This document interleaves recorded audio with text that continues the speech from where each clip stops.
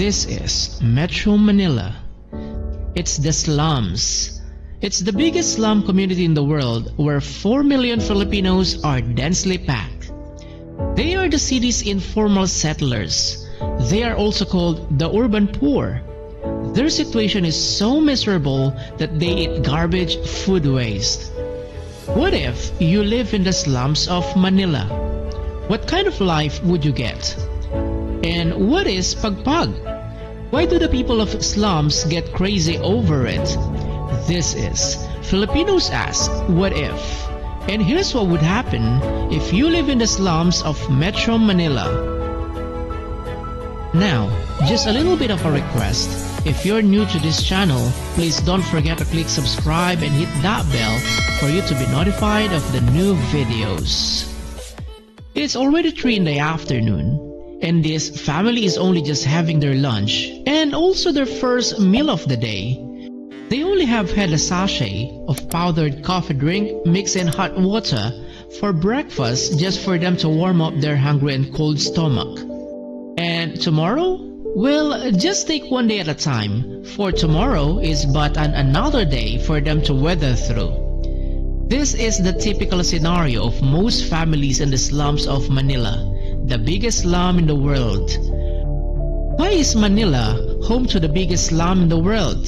It is because Metro Manila accounts for the 89% of the country's gross domestic product. And because of this, Filipinos from provinces troop to Manila to look for better opportunities. With the influx of migrants from the provinces, Manila became overcrowded. And without adequate housing options, coupled with poor city planning, these migrants end up living in poorly conditioned slums.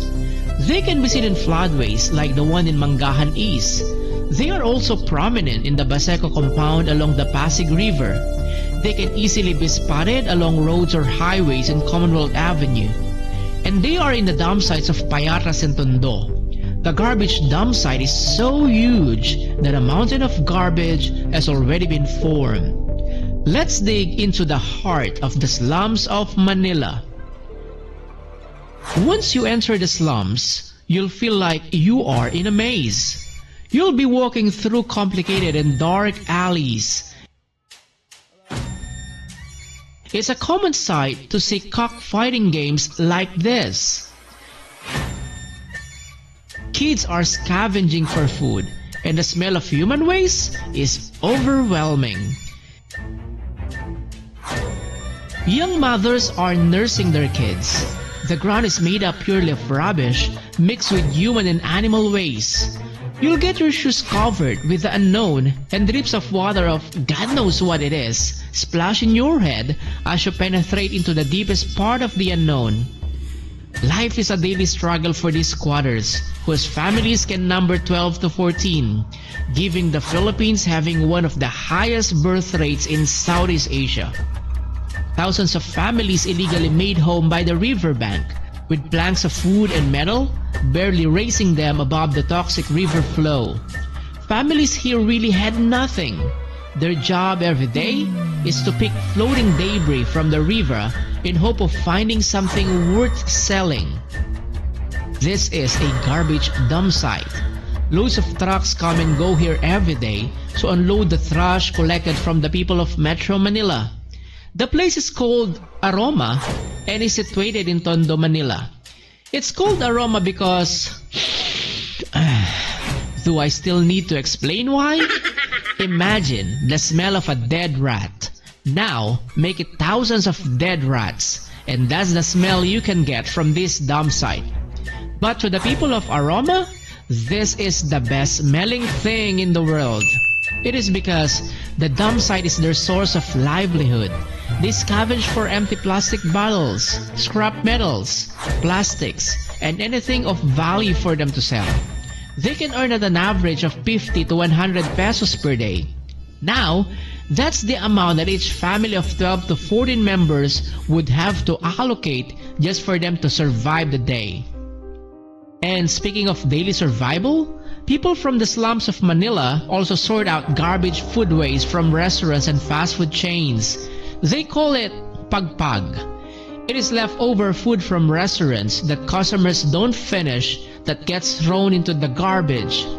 It is roughly translated in English as shake off the dirt. They sort out food waste from trash bags in the hopes of finding something that can still be eaten. They may be sausages, slice of pork, chicken leg, and other leftover foods. The Pagpag collector then keeps the ones that can still be eaten. They then would wash it thoroughly until no rotten smell can be traced. Then they would cook it either by deep frying or transform it into a gourmet by putting soy sauce and vinegar. And when it's done, voila! Dinner is ready. Yum yum yum. Bon appetit! The Pagpag is not only collected for personal consumption, they are also sold in the neighborhood. A serving of Pagpag, which is about a kilo, costs around 10 to 20 pesos. And oh man, this Pagpag sells like hotcakes. Primarily, it is because it's cheap. And also having their tongue taste meat is already a luxury for them. Their typical meal is usually only composed of rice sprinkled with salt or soya sauce and cooking oil. Sometimes there's also instant noodle. So, give them a piece of meat, then it's already heaven for them. But is it safe and nutritious? Let's take a look at the nutritional value of Pagpag. Nutritional facts per serving of Pagpag contains hepatitis A, cholera, typhoid fever, tapeworms, and God knows what other scary monsters are in there. Are they not afraid to get sick? Well, to a person whose main concern is how he would put something to his stomach, there's no such thing as dirty. So are they afraid to get sick? Definitely not. This is one of the harsh reality of living in the slums of Metro Manila. And poverty in the slums also comes with poor environment. Sanitation is so poor that people just flush their human waste directly into the river. People here have insufficient access to clean water. Most children are left to play outside without wearing any sleepers on. Tuberculosis is very common. It is therefore no longer surprising that the average lifespan of people here is only 40 years old.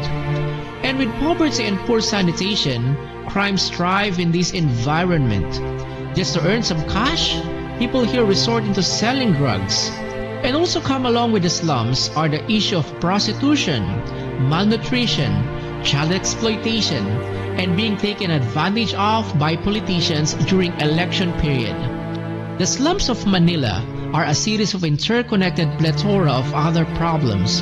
It requires not just a single solution. The problem of poverty is so embedded to these people that most of them have already accepted that they couldn't do anything to change their fate. It's not just simply about improving their living condition, but also changing their mindset. And it's still going to be an uphill battle of solving a problem that is so rooted into the core of a problematic system.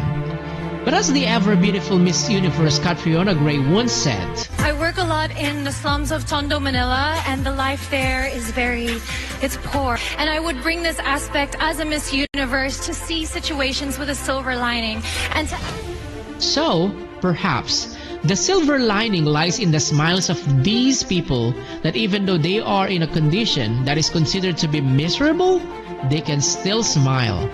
Perhaps this is one positive trait of the Filipinos, that smiling is so natural to them.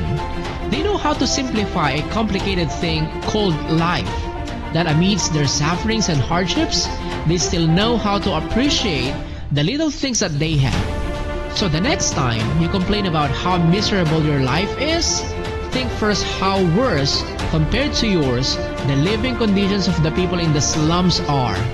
In the slums, there is poverty, there is misery, but when you see past that, there is also faith, joy and love, and of course, there's still hope.